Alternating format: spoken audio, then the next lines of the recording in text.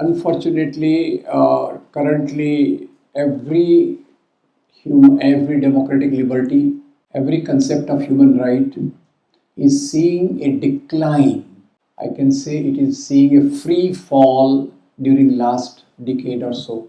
Dr. Nitya and Dr. Girish Kumar both have all outlined as to how the most vulnerable sections of society, that is Dalit, OBC, one side, women, Adivasi, religious minorities, particularly Muslims and Christians, all their human rights are on a substantial decline because of the attack on our democracy by a particular type of politics which is not democratic, which is narrow, sectarian, and presented in the name of religion. It is a very complex thing that, of course, religion has a very complex analysis. One can spend hours talking about religion.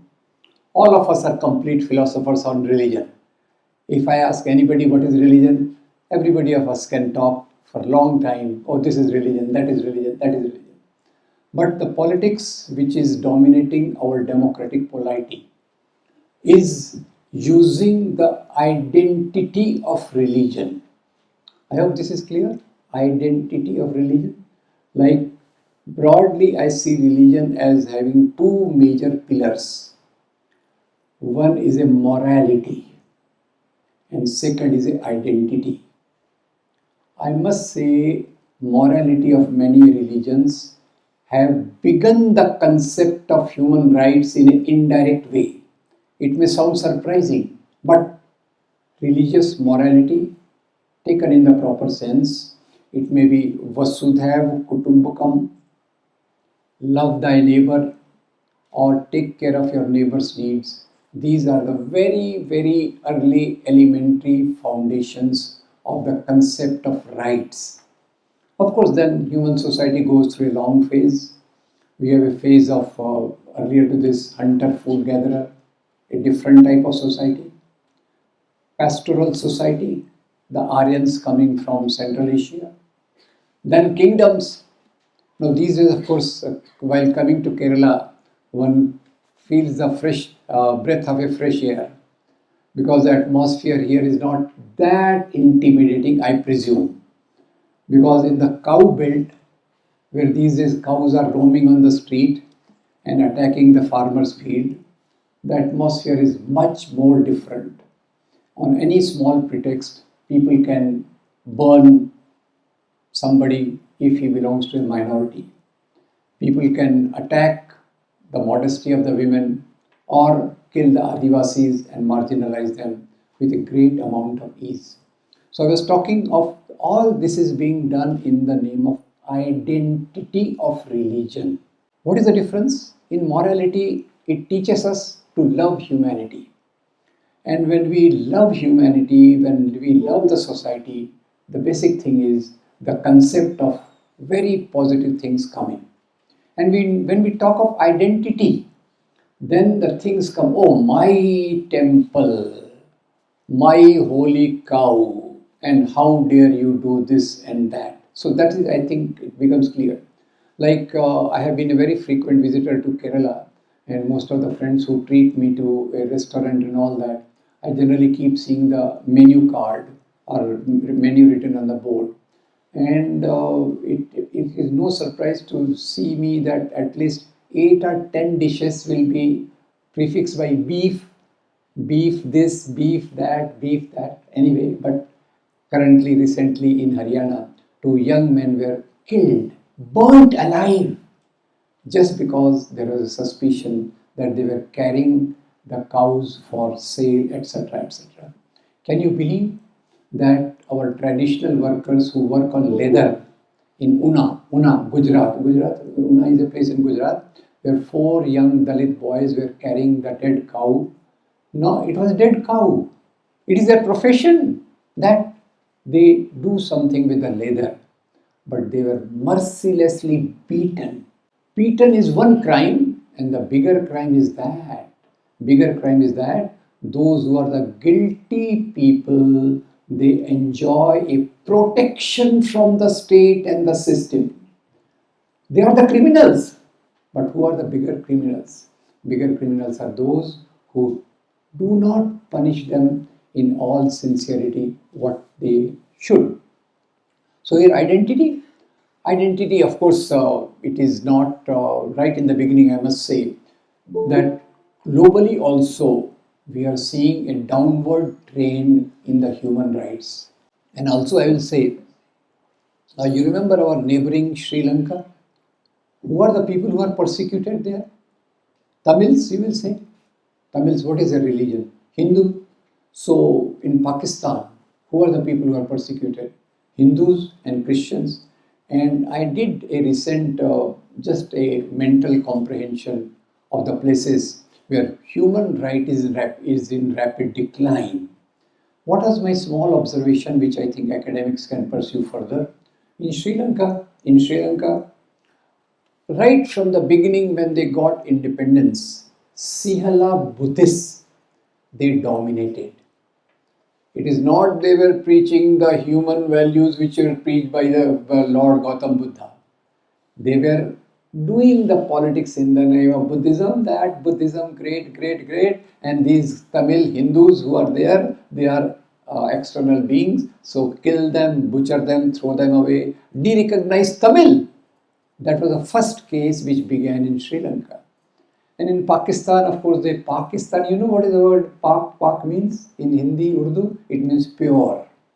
And it is a pure adulteration there. There is no concept of rights at all. One general comes, another general comes, one prime minister, and generally the prime ministers, they do their policies in consultation with generals. And the thirdly, of course, incidentally, I will also say, you also must be knowing that Nobel laureate from Myanmar. What is her name? I can't pronounce. That's why I'm asking. Aung something. She is continuously in jail. I happened to visit Burma also, Myanmar also one, and there I tried to understand why Rohingya Muslims and other Hindus and others, why they are being subjected to this thing. And I realized that even in Myanmar, the leading political forces are number one, army, number two, feudal lords, and number three, sanghas. Sangha means Buddhist sangha. I think, of course, Buddhist sanghas were one of the very positive associations to begin with, but now their role is very different.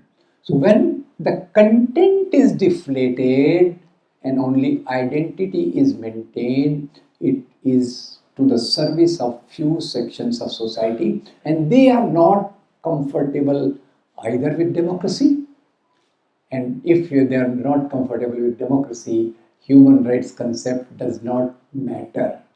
I must say, citizenship right, democratic rights and democracy, they are the foundations for anything which can come in further. So in India, when we see, so one common thing I want to say about South Asian countries, one is that they are all post-colonial states, and I'll explain. There is a resurgence of a type of politics which is deeply against democracy. There is a resurgence of type of politics which at surface targets religious minorities, and at deeper level it targets the rights of the weaker sections of society. So please note that this type of a politics which is emerging in South Asian countries and also in India. India was so far lucky, and last 3 decades we are seeing with the coming up of the politics in the name of religion, we are seeing that this is going also downhill.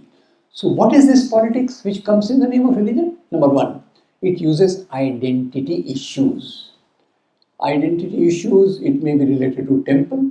You must be knowing, in North India, poverty doesn't exist, hunger doesn't exist, unemployment doesn't exist, farmers' problem don't exist. What exists is that we want a temple of our Lord.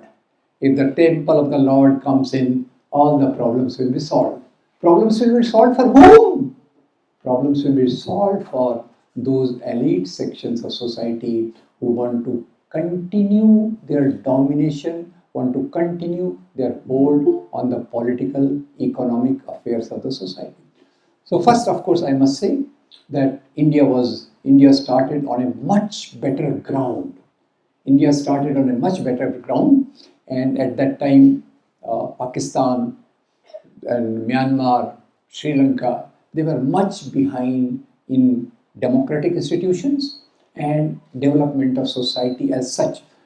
There is also a correlation between development of our institutions and strengthening of democracy. So our foundations were good, but those foundations are being eroded very, very strongly by identitarian issues. And to come to frankly, of course, I must say, in India there are two streams of politics are there.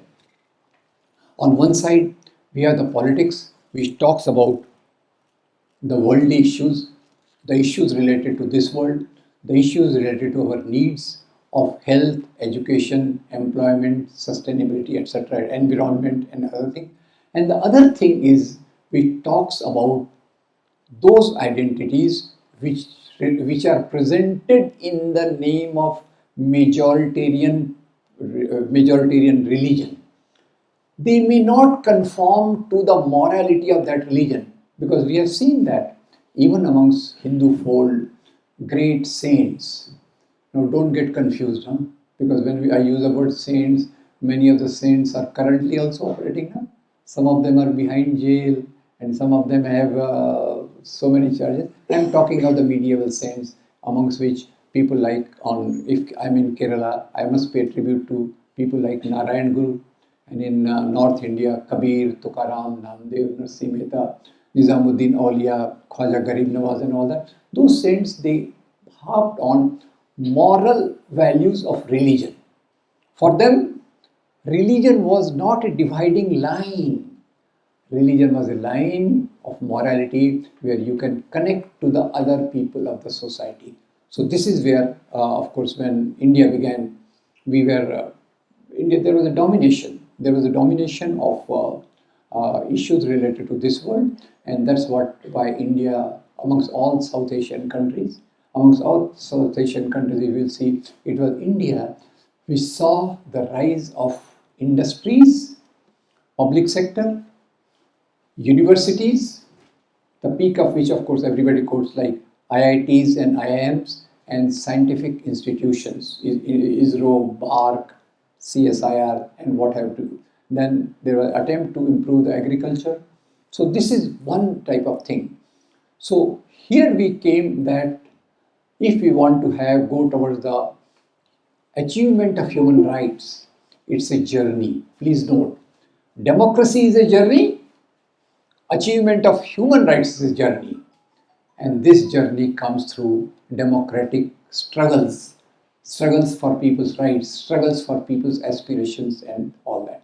So here in India, unfortunately, as already my friends have put this data. So what is this politics in the name of identity of Hindu religion, which is trying to stifle not only democracy, but is also affecting the human rights of weaker sections of society. Of course, before I go further, what is dominating in our mind currently, of course, you must be knowing that poverty itself is a violation of human rights according to me. And the biggest example and the simplest thing to say currently, you must have heard the name of that great industrialist from Gujarat.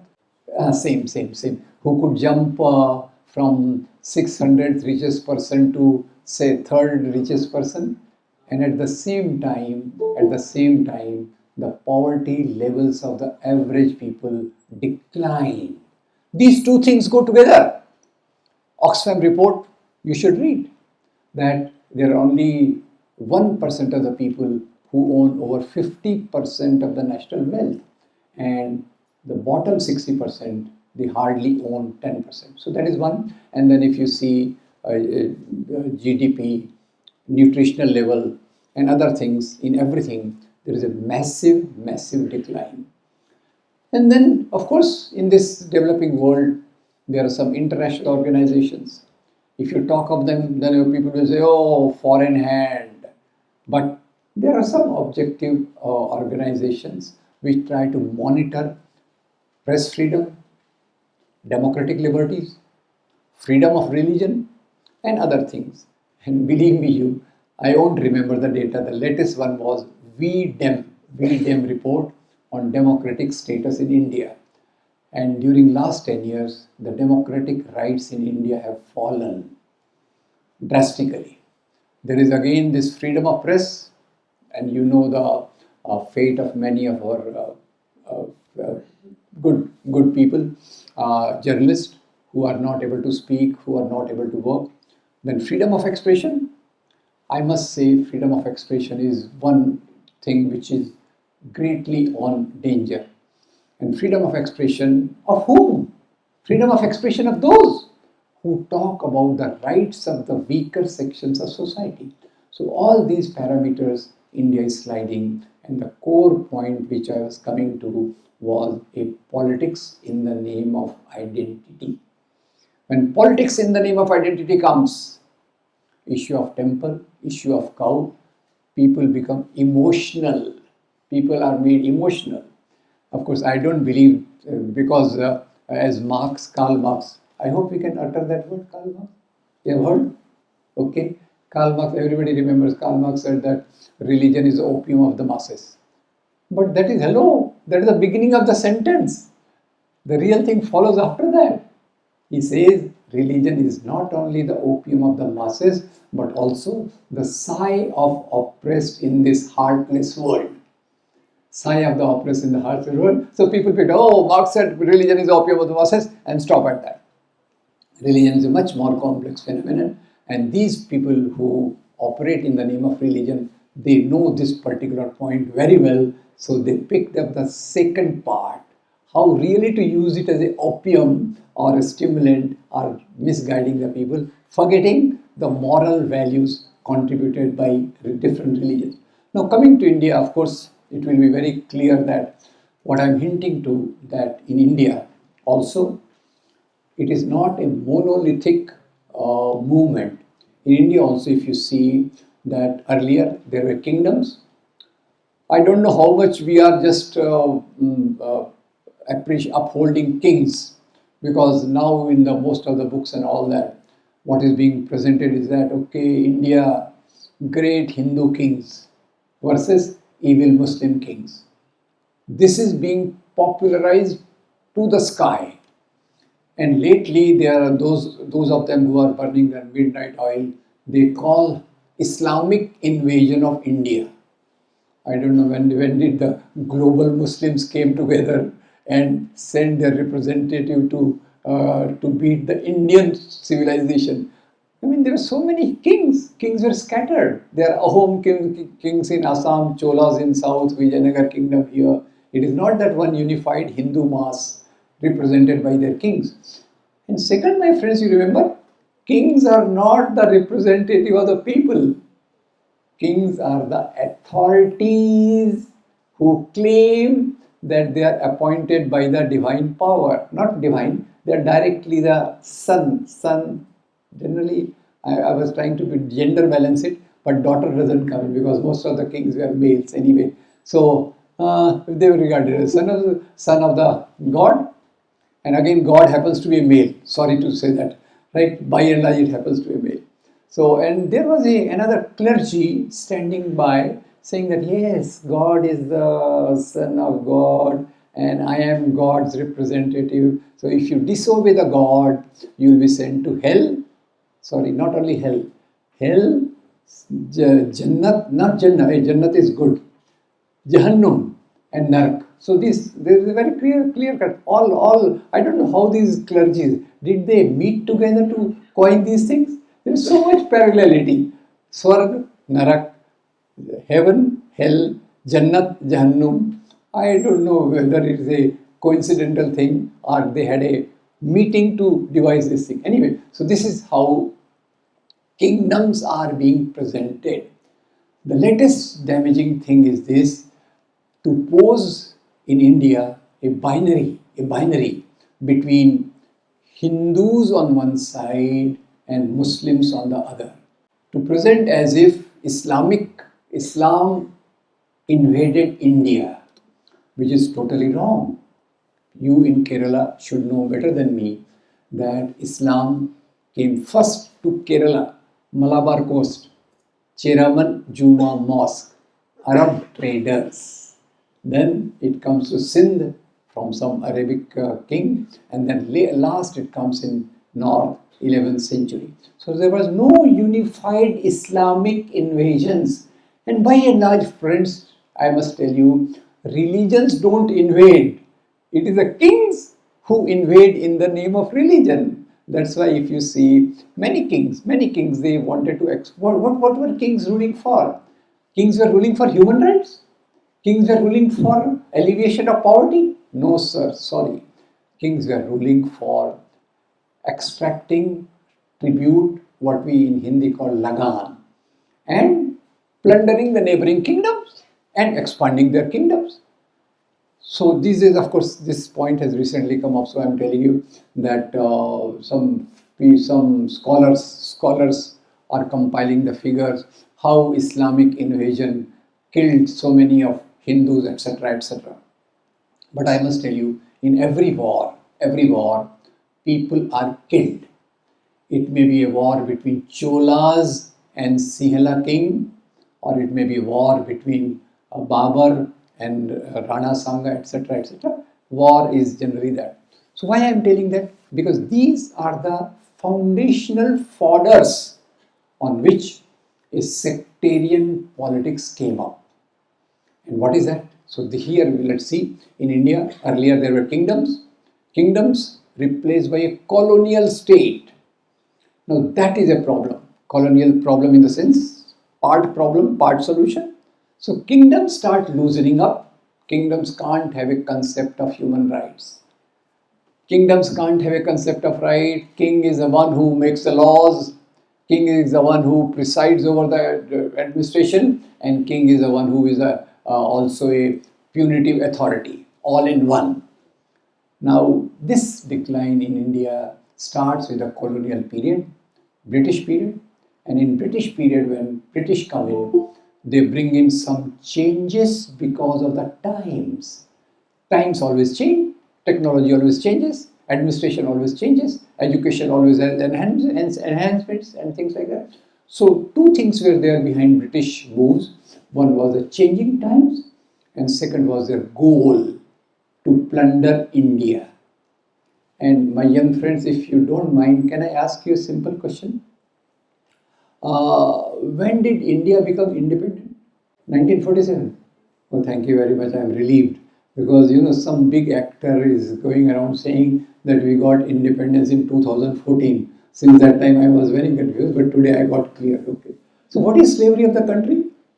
Slavery of the country is when your resources are plundered out and your administration is being run by powers sitting outside. When the Muslim kings were ruling part of the North India, some of them tried to come to Deccan and all that. They did not take away the wealth outside, but kings used to plunder. Some Muslim kings came, plundered and went away. Our great Chhatrapati Shivaji Maharaj, he also went up to Bengal, up to Surat, plundered, came back, no problem. Him we glorify. But the Muslim kings like Kareena Kapoor, her son, what is her son's name? Taimur. Taimur, we are very hateful. Oh, he plundered us. But we have no problem with these kings plundering each other, other lands, right? So, with British coming, they brought in certain changes. And these are the foundational things for Indian nationalism and in turn Indian democracy. So these 5 things I will like you to remember, not very difficult to remember. One was rail transport, carrying things from one place to another to the port cities, so that it can be taken to England. Rail. Second, communication. So again, my young friends will help me. How were letters, because British Viceroy comes, he is living in Kolkata, he has to send letters to his officers. So please, can you help me? How were letters being carried before the British came? Who was carrying letters? Pigeons, yeah, I was missing pigeons. But of course, they rejected pigeons because pigeons generally carry love letters. So they said, what is this? So they brought in telephone, telegraph, postal system. This I call as mail. First is rail, second is mail, and third is modern education, modern administration, modern education, modern administration, modern judiciary. And where does modern judiciary lead the people to? Jail. Right? So easy to remember. Rail, mail, and very good. Now, two other major changes take place at social level. One is education for girls. Very happy to see girls outnumber boys in this hall. But this was not the case 150 years ago. There, of course, I'll tell you, interestingly, when girls' education was started, Savitri Bai Phule, Fatima Sheikh, they started the school and they were opposed on the grounds of religion, saying what? Education is not permitted for girls. And I'll tell you a plight of those women.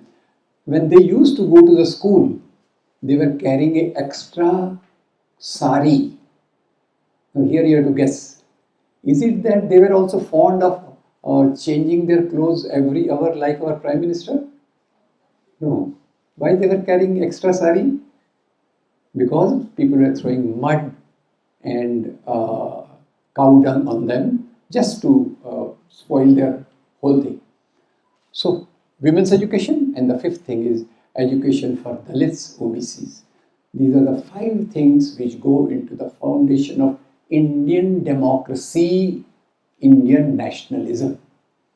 And from this, of course, to cut the long story short, from the rising groups, 3 rising groups come up. One is industrialist businessmen. Fortunately, Adani and Ambani were not that time. It was Tata, Birla, Bajaj, Singhania, Dalmia. Okay, bit ethics, bit cleverness, etc., etc. So, first group which comes here, just comes here. I will be talking of Indian nationalism, and here we will be talking of those organizations which are opposed to democracy, which are opposed to human rights, which support the hierarchical structure of society. What is hierarchy? Hierarchy is a graded inequality. Hierarchy is there everywhere. But now we have a functional hierarchy. I may be a peon, my son can become a vice chancellor. But earlier hierarchies were static. Static, son of a farmer is a farmer, son of a king, sons of king fight with each other. One who wins becomes a king. Others are, they go to heaven or hell depending on their fate. Okay, so this particular thing which I was talking, so there are 2 things come up. One is a product of those people. Because of the modern changes, 3 groups come up. Industrialist businessmen, Tata, Birla, Bajaj, Singhani, Dalmia, and working in these factories are workers. Working class comes in. And the third group which comes in is modern educated classes. These I call as the rising classes. And the old classes which are whose ideology is researching today and trying to undermine human rights, those classes were the landlords, the kings, Hindu, Muslim, both types were there. And so these I call as they felt threatened. They felt threatened because so far they were unchallenged in their rights. Now the challenge comes from the rising side, who also talks of equality, that all can come forward and work. So this from the rising groups, again, I'll give you 3 particular names. One good thing which happened, British period, not everything bad. Something good, something bad, black and white, shades of grey, etc. So British period also, one good thing which happened was foundation of organizations. And these organizations which we see, some organizations came from the rising side, some came from the declining sides who did not vanish. In France, what happened? You know, France, what happened? The declining side was not there. The old landlords, kings, their power was done away. So it was the democratic values coming with liberty, equality, fraternity, and ending the power of the clergy and the king. Okay. So now in India, These people don't finish. They become weak, but they are still there. So, and what is it? What is the examples? Three examples from this side. One is Shahid-e-Azam Bhagat Singh. I hope you should know more about him, his ideology, his commitment, his dedication, and he goes into form an organization called Hindustan Socialist Republican Association. Try to remember. Then Bhimrao Babasaheb Ambedkar forms many organizations for social justice and all that. He is actually, I call him the Rousseau of India, or he also brings in some of the values of equality from France. So Bhimrao Babasaheb Ambedkar, name of his organization you will remember is Republican Party of India. And in the third group, I am putting four names. Think of it. One is Maulana Abul Kalam Azad, in case you have not heard. Annie Besant, Sardar Baldev Singh, and Mohandas Karamchand Gandhi. What is the name of the organization? Hello, you may be failed if you can't answer this. Indian National Congress. I have not come here to propagate. No conflict of two parties here. I am just putting Bhagat Singh also here and Congress also here. So don't worry about that. It's not my aim at all. My aim is to put that on one side come a element of democratic values which are the foundation of human rights. And from this side, initially only landlords, kings, Raja, Nawab, Zamindar, Jagirdar. Later on, some elite sections of society, some middle sections of society also join in. And here, please note their names. One is Muhammad Ali Jinnah. Does somebody remember the name of his party? Yes, so speak. What is that? Muslim League. Very good. Number two, you must have heard about Vinayak Damodar Savarkar, the great apologist to the British who kept getting pension of 60 rupees at that time, which is equivalent to 4 lakhs rupees today. In 1937, he joined a party called Hindu Mahasabha. Muslim League called for a Muslim nation. Hindu Mahasabha called for Hindu nation. And on this basis of Savarkar's theorization of Hindu nationalism comes another organization in 1925, which I think is very strong in Kerala also. And if you want a clue, they were earlier wearing half pants. Now they wear full pants. Everybody gets promotion. What organization? Very good. Rashtriya Swayamsek Sangh. Which nation they want? Hindu nation. So don't tell me Shakespeare says what is in the name. I am trying to ask you, what is the difference in the pattern of names of this side and pattern of names of this side? Hindustan Socialist Republican Association, Republican Party of India, Bharatiya Rashtriya Congress, Muslim League, Hindu Mahasabha, and for Hindu nation, RSS, the biggest organization in the world today. That's why we are having the biggest problem here. Okay, so this is the declining section. Now their foundation is this. Now these people can best be described in two forms. One is Surendranath Banerjee's book, India Nation in the Making.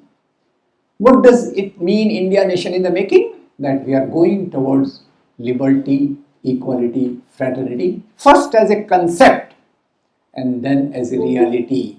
India Nation in the Making. And these people say, oh, what is this India Nation in the Making? Who will keep doing things? We are already ready-made. We are a ready-made Muslim nation from 8th century, Muhammad bin Qasim, Sindh, etc., etc. And then as far as Hindu Mahasabha is concerned, they say from times immemorial. There is a Hindi, Sanskrita is Hindi word, Anadikal. Now I really don't understand Anadikal, how far it does extend. Does it, if you don't believe the theory of Darwin, does it go to that level where our forefathers were jumping on the trees and having non-polluted, beautiful, lovely fruits?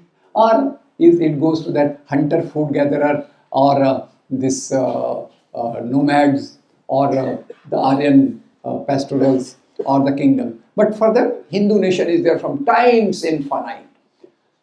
Now, how do I see their values? That is most important. The values on this side can be represented by one person.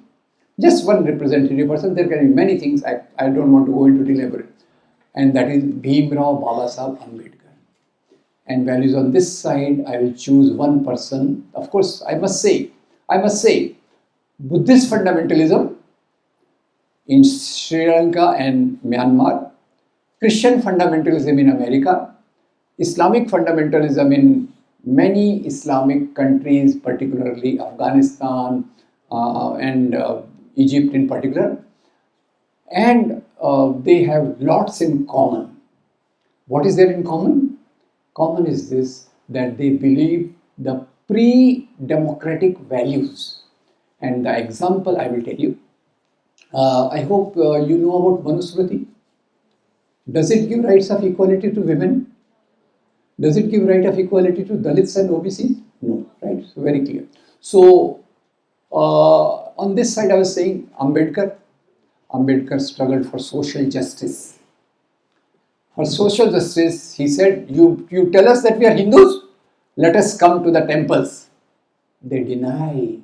So Kalaram temple movement he launched. Then Chaudhar Talab means a tank. He said, we are also human beings, human rights. It is our right to have access to the drinking water. So they were beaten. And same Ambedkar later on goes to burn a book.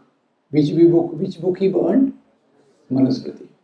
While burning Manusmriti, Babasaheb must have thought, Manusmriti gives the values of slavery, of Shudras and women. I am opposed to that. And same Babasaheb Ambedkar goes on to become the chief architect of Indian Constitution. Right, wrong? Right, wrong? And what does Indian Constitution give us? Liberty, equality, fraternity. And on the other side is a person called K. Sudarshan. Have you heard the name? Good, you have not heard. Such names you should not hear. Who was he? He was chief of RSS in 2000. He bluntly said, of course this has been removed from the website. Fortunately, I had written an article on that. Somehow I could retrieve it. What did he say? Indian Constitution is based on the Western values. Throw it away and bring a constitution based on Indian holy books. So what is he saying? Indian Constitution should be thrown away. And what value should be brought in? Based on Manusmriti. So I hope this is my central understanding. Today, this type of declining politics which came up during freedom movement, it made a module. Here I of course compare communists on one side and RSS type people on the other. Communist people, they eat your head.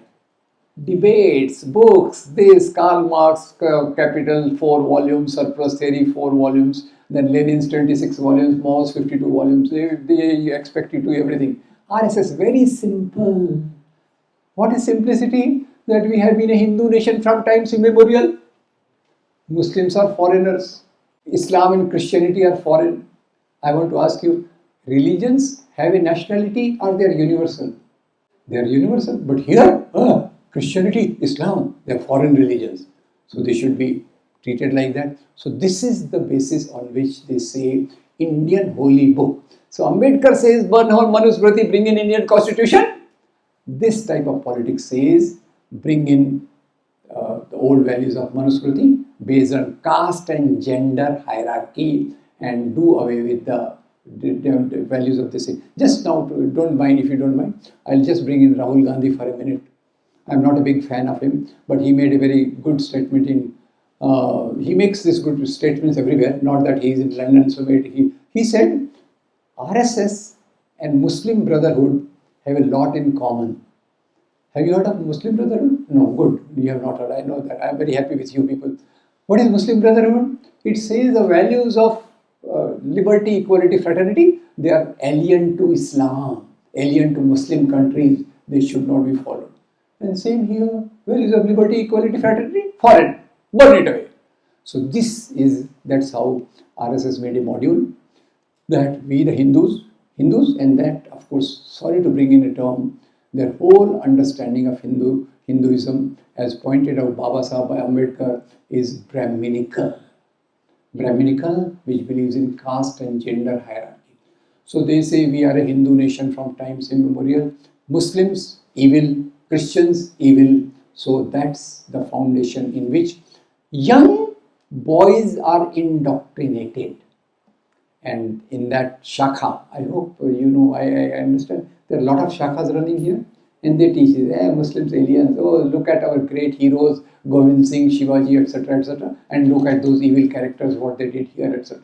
So this is one. And then ancient India, excellent, no problems. We were worshipping women. And so that's why we had a sati tradition. You know sati?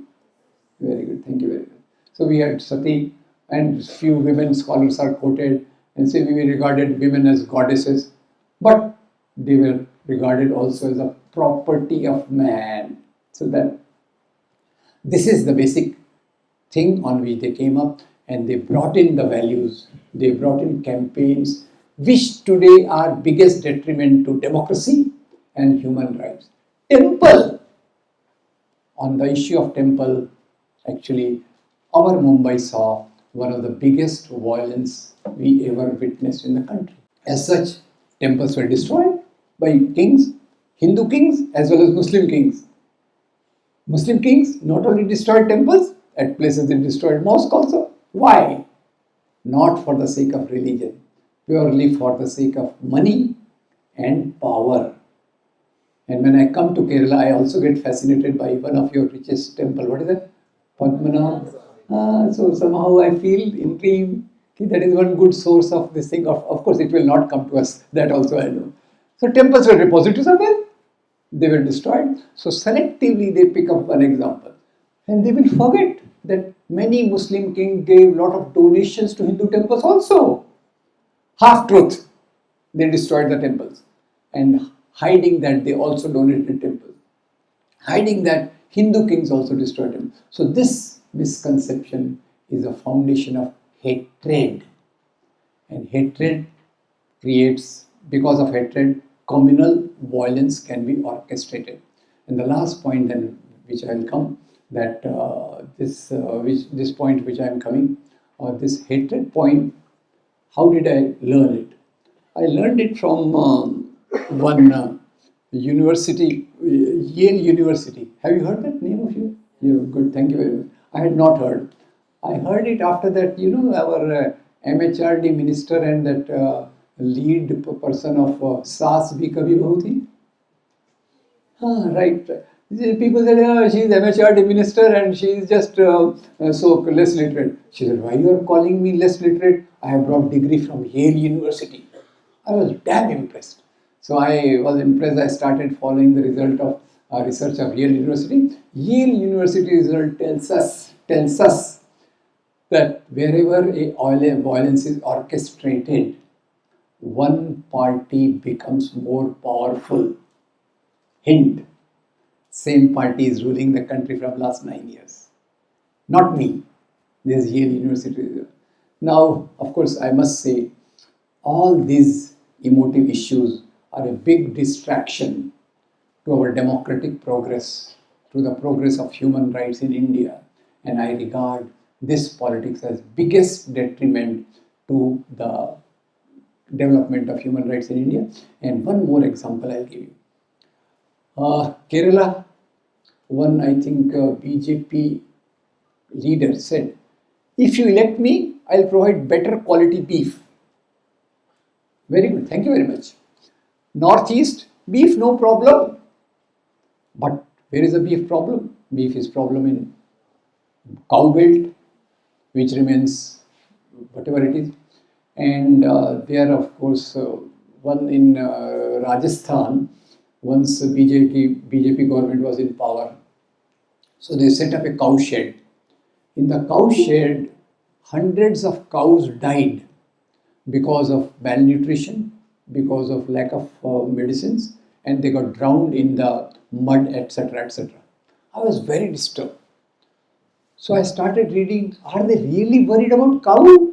Or they are using it as a political tool, as an emotive tool? Then somehow my problem was solved. How it was solved? First, of course, I read Swami Vivekananda lectures from Chicago to Almora. Swamiji says beef was eaten in the Vedic times.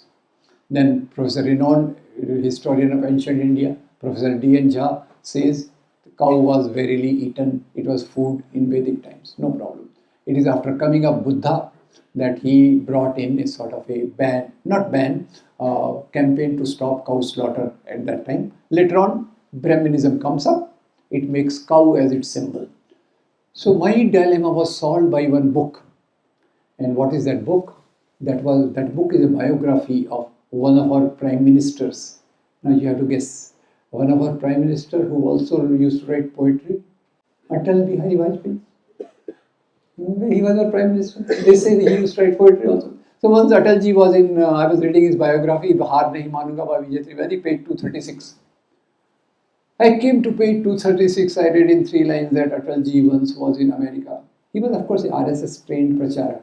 I hope you know that RSS. One is the ordinary Swayam Seva.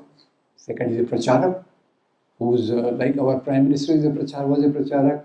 And then earlier that temple destroyer, Rath Yatri, Advani, he murderer of Gandhi, pracharak. So Atalji was also pracharak of RSS. So I read on page 236 of this book that once Atalji was on a lecture tour to America. After lecture, he was enjoying his meals. So his neighbor tapped him on the shoulder. He said, Atalji, what are you eating? What you are eating is a beef. Atalji smiled loudly. And he said, it is beef, no? So what is the problem? It is not of Indian cow. It is of American cow. So we have no problem. So friends, these identity issues, politics based on identity issues, is the biggest detriment to human rights in India today. That is my firm belief. So what I suggest, I am nobody to suggest anything, but my real pain is that we have to come back to the path of freedom fighters, Bhagat Singh, Subhash Chandra Bose, Sardar Patel, Mahatma Gandhi, Maulana Abul Kalam Azad, Khan Abdul Ghaffar Khan, and all those people who dreamt of a secular democratic India. You can be religious, but state cannot go for building temples. This is what Gandhi said. Maulana Azad also said the same thing, that I can't be a part of Muslim League, which is a divisive power. So friends, what do we do to enhance human rights? To enhance the human rights, basically, we have to enhance our democratic polity, democratic values. Politics should be based on the issues related to this world. Bread, butter, shelter, employment, health, education, and rights. This should be on what our politics should be, and the politics based on identity issues should be shunned like plague and kept away from the humanity. If we can do that, in the process, we also learn that fraternity also means to regard people of every religion as a part of our family. That is what is being hate which is being generated is the biggest danger to our fraternity, and this politics in the name of religion which is coming is the biggest threat to democracy and human rights also. So if we can be warned about that, I think that will be a great step for us. Thank you very much.